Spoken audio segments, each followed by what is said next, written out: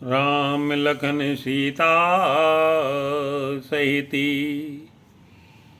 सोहत परन निकेत जिम बासो बस अमरपुर सची जयंत समेती मंगल भवन मंगल हारी प्रभु दशरथ अजिर बिहारी।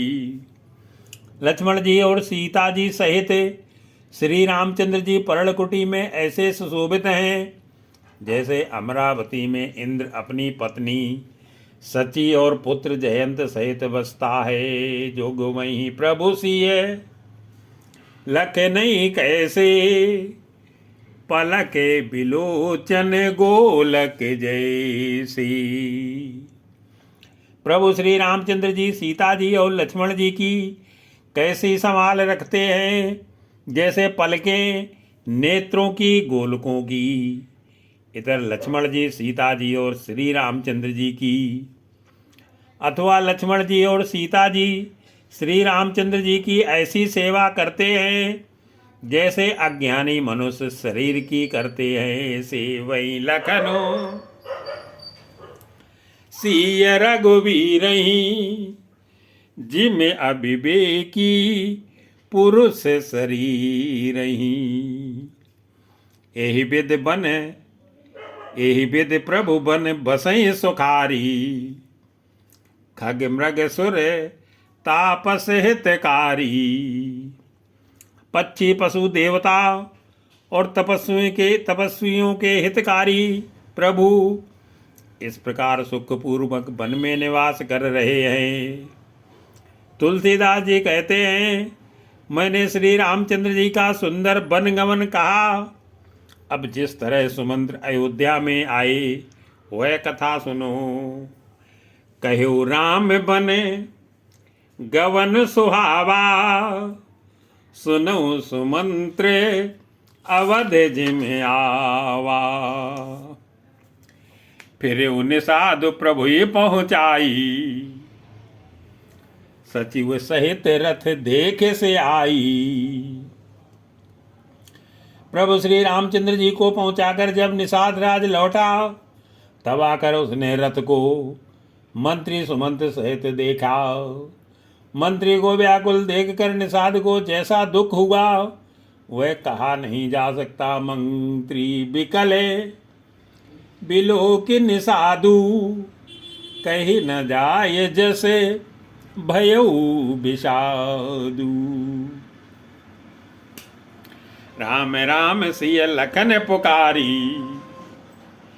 पर उधरन तल व्याकुल भारी।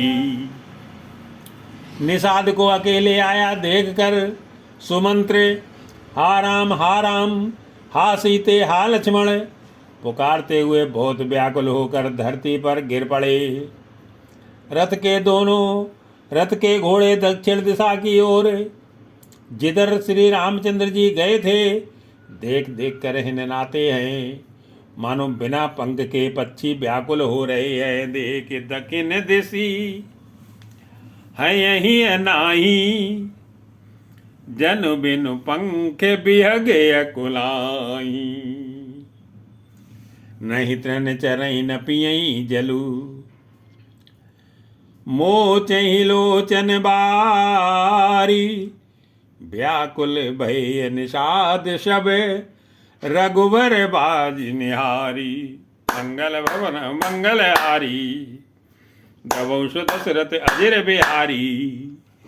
वे ना तो घास चरते हैं ना पानी पीते हैं केवल आंखों से जल बहा रहे हैं। श्री रामचंद्र जी के घोड़ों को इस दशा में देखकर सब निषाद व्याकुल हो गए। धर धीरज तब कही निषादु अब सुमंत्र परि हरऊ विषादु।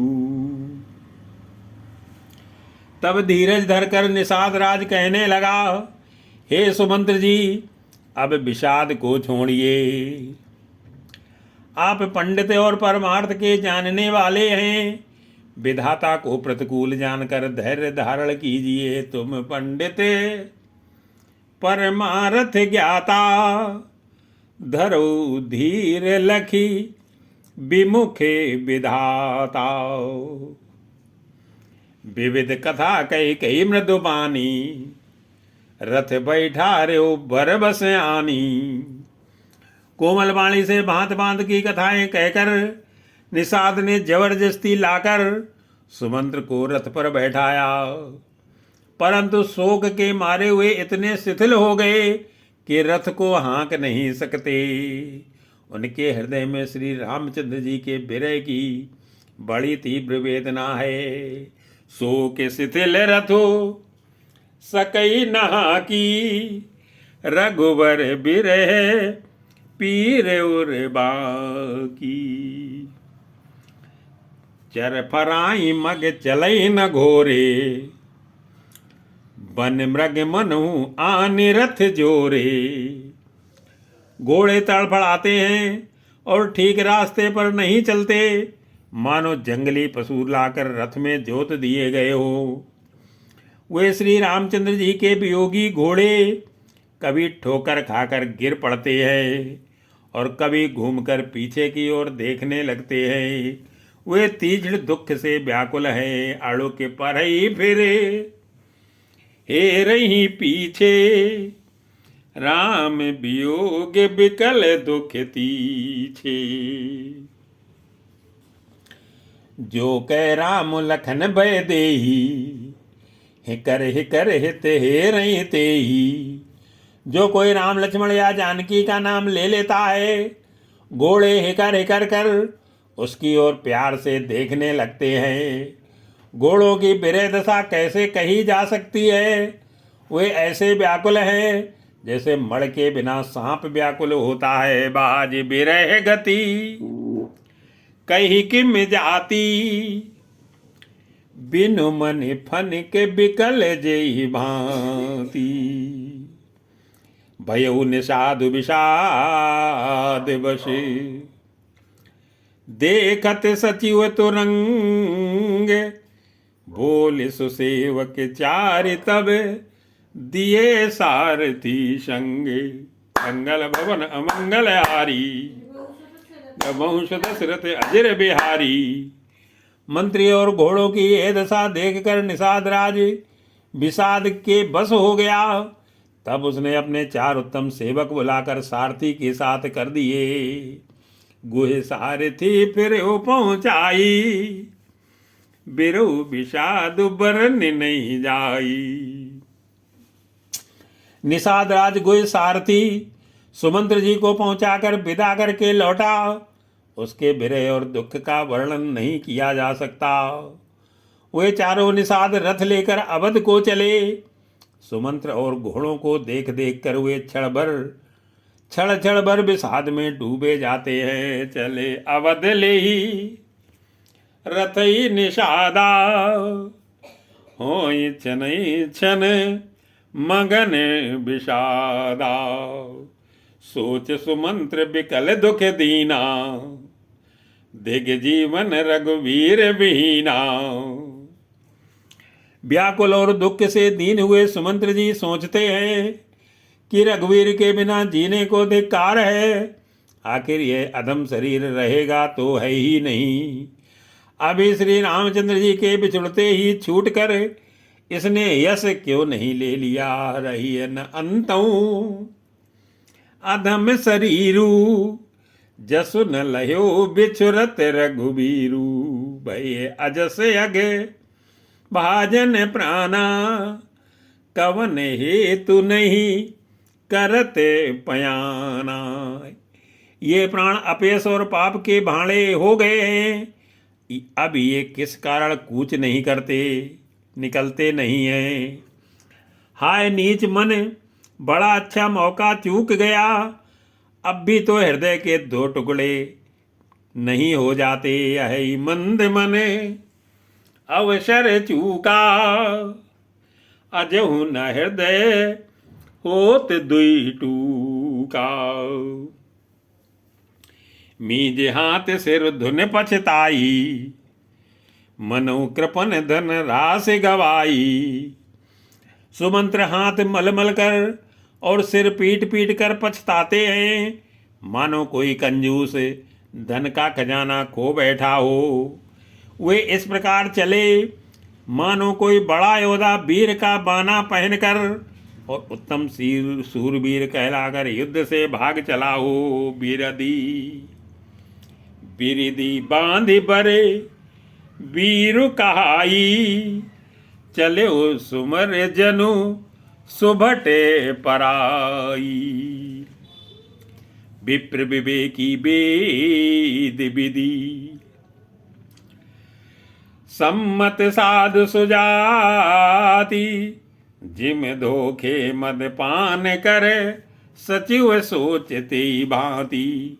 मंगल भवन अमंगल हारी, वंश दशरथ अजर बिहारी। जैसे कोई विवेकशील वेद का ज्ञाता साधु सम्मत आचरणों वाला और उत्तम जात का कुलीन ब्राह्मण धोखे से मदरा पी ले और पीछे पछतावे, उसी प्रकार मंत्री सुमंत्र सोच कर रहे हैं, पछता रहे हैं। जिम कुलीन तिये साधु सयानी, पति देवता कर्म मन मानी।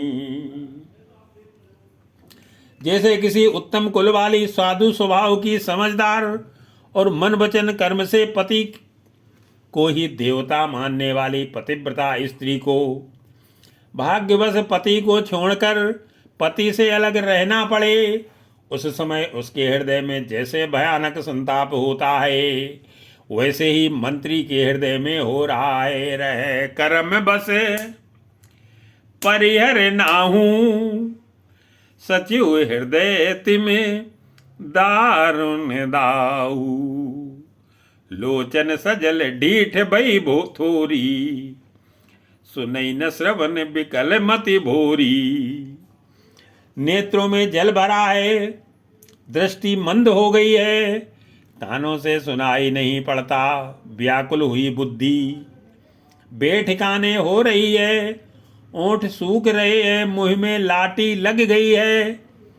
किंतु ये सब मृत्यु के लक्षण हो जाने पर भी प्राण नहीं निकलते, क्योंकि हृदय में अवधि रूपी किवाड़ लगे हैं। अर्थात 14 वर्ष बीत जाने पर भगवान फिर मिलेंगे, यही आशा रुकावट डाल रही है। सूखई अधर लागी मुहि लाटी, जीव न जाय उरे अवधि कपाटी। विवरण भयउ न जाय निहारी, मारस मनु पिता महतारी। सुमंत्र जी के मुख का रंग बदल गया है, जो देखा नहीं जाता। ऐसा मालूम पड़ता है मानो इन्होंने माता पिता को मार डाला हो। उनके मन में राम वियोग रूपी हानि की महान गलानी पीड़ा छा रही है। जैसे कोई पापी मनुष्य नरक को जाता हुआ रास्ते में सोच कर रहा हो, हानि गलानी विपुल मन व्यापी। जमपुर पंथे सोच दिन जिम पापी, बचन न आओ हृदय पछताई, अवध का हमें देखब जाई। मुँह से वचन नहीं निकलते, हृदय में पछताते हैं कि मैं अयोध्या में जाकर क्या देखूंगा। श्री रामचंद्र जी से शून्य रथ को जो भी देखेगा वही मुझे देखने में संकोच करेगा, अर्थात मेरा मुंह नहीं देखना चाहेगा। राम रहित रथ देखिए जोई, सकुचिए मोही बिलोकत सोई। धाई पूछिए मोही जब, बिकल नगर नर नारी। उतर देव में सबई तब, हृदय वज्र बैठारी। मंगल भवन अमंगल हारी, वंश दशरथ अजर बिहारी। नगर के सब व्याकुल स्त्री पुरुष जब दौड़कर मुझसे पूछेंगे, तब मैं हृदय पर वज्र रखकर सबको उत्तर दूंगा। पूछिए दीन दुखित सब माता, कैब काह में तिन्हि विधाता। जब दीन दुखी सब माताएं पूछेंगी तब हे विधाता मैं उन्हें क्या कहूँगा। जब लक्ष्मण जी की माता मुझसे पूछेंगी तब मैं उन्हें कौन सा सुखदाई संदेशा कहूँगा। राम जननी जब आई धाई सुमिर बच्चु जिमि धेनु लवाई। श्री राम जी की माता जब इस प्रकार दौड़ी आवेंगी जैसे नई ब्याई हुई गौ बछड़े को याद करके दौड़ी आती है, तब उनके पूछने पर मैं उन्हें यह उत्तर दूंगा कि श्री राम लक्ष्मण सीता वन को चले गए। पूछत उतरु देव मैं तेही गे बनु राम लखन बेदेही। जोई पूछिए ते उतरु देवा जाई अवध अब यहु सुख लेवा। जो भी पूछेगा उसे यही उत्तर देना पड़ेगा। हाय अयोध्या जाकर अब मुझे यही दुख सुख लेना है। जब दुख से दीन महाराज जिनका जीवन श्री रघुनाथ जी के दर्शन के ही अधीन है मुझसे पूछेंगे, पूछिए जब ही राव दुख दीना जीवन जासु रघुनाथ अधीना। देहु उतर कौन मुँह लाई आयु कुशल कुंवर पहुँचाई। तब मैं कौन सा मुँह लेकर उन्हें उत्तर दूंगा कि मैं राजकुमारों को कुशल पूर्वक पहुँचा आया हूँ। लक्ष्मण सीता और श्री राम का समाचार सुनते ही महाराज तिनके की तरह शरीर को त्याग देंगे। सुनत लखन सिय राम संदेशु त्रन जिम तनु परी हरिय नरेशु। हृदय न बिदरु पंकि जिमी बिछुरत प्रीत मुनीरु। जानत हो विद दीन मोही यहु जात ना शरीरी। मंगल भवन अमंगल हारी देवहु सो दशरथ अजिर बिहारी। प्रियतम श्री राम जी रूपी जल के बिछुड़ते ही मेरा हृदय कीचड़ की तरह फट नहीं गया। इससे मैं जानता हूँ कि विधाता ने मुझे यह यातना शरीर ही दिया है जो पापी जीवों को नरक भोगने के लिए मिलता है। यही विधि करत पंथ पछतावा तमसा तीरे तुरत रथुआवा। सुमंत्र इस प्रकार मार्ग में पछता रहे हैं। इतने में ही रथ तुरंत तमसा नदी के तट पर आ गया। मंत्री ने विनय करके चारों निषादों को विदा किया। वे विषाद से व्याकुल होते हुए सुमंत्र के पैरों पड़कर लौटे। विदा किए करी विनय निषादा फिरे पाए पर बिकले विषादा। बैठत नगर सचिव सकुचाई जनु मारे से गुर बामन गाई। नगर में प्रवेश करते मंत्री ग्लानि के कारण ऐसे सकुचाते हैं मानो गुरु ब्राह्मण या गौ को मारकर आए हों। सारा दिन एक पेड़ के नीचे बैठकर बिताया। जब संध्या हुई तब मौका मिला बैठी बिटप तरे दिवसु गवावा। सांझ समय तब अवसर रूपावा। नगर में अवध प्रवेशु कीन अंधियारे बैठी भवन रथ राखे द्वारे। अंधेरा होने पर उन्होंने अयोध्या में प्रवेश किया और रथ को दरवाजे पर खड़ा करके हुए चुपके से महल में घुसे। जिन जिन लोगों ने यह समाचार सुन पाया वे सभी रथ को देखने को राजद्वार पर आए जिन जिन समा चार सुन पाए, भूप द्वार रथु देखन आए। रथु पहचान बिकल लगे घोरी, गरई गात जिम आतप ओरी।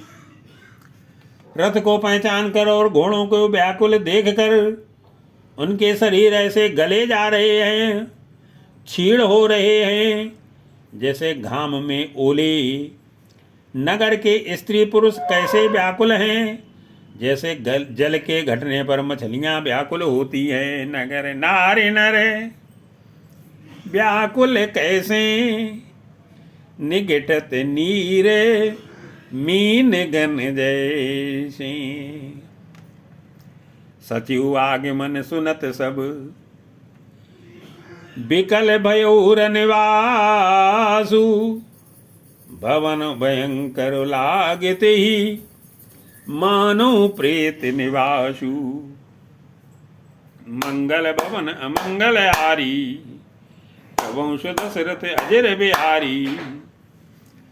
मंत्री का अकेले ही आना सुनकर सारा रनवास व्याकुल हो गया। राजमहल उनको ऐसा भयानक लगा मानो प्रेतों का निवास स्थान शमशान हो।